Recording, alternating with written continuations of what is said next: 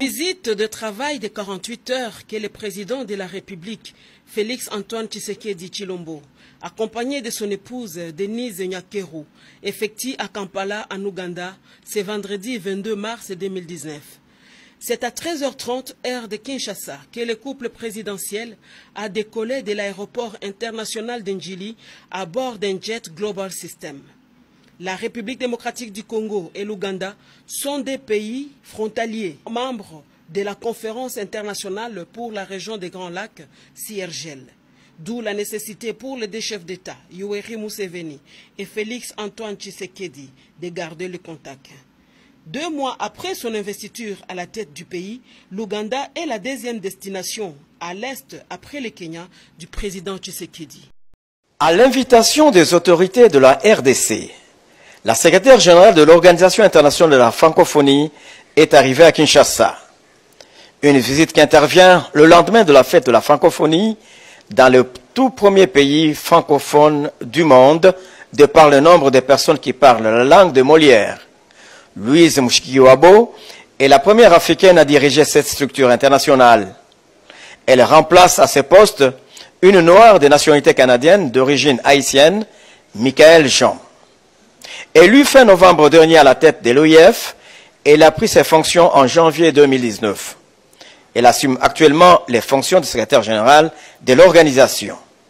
C'est à ce titre qu'elle tient à imprimer une nouvelle touche à son mandat tournant de 2 ans à la tête de l'OIF. Je suis venue d'abord parce que la RDC est un grand pays pour la francophonie.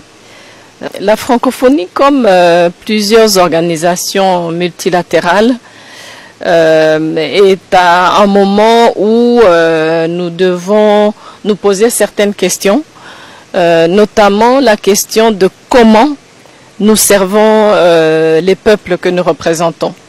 La francophonie est une organisation à l'origine qui avait cet ADN de solidarité, de dialogue de culture, et ça c'est vraiment important. Le grand enjeu de notre organisation aujourd'hui, bien sûr, au-delà du rayonnement de la langue française, c'est la jeunesse.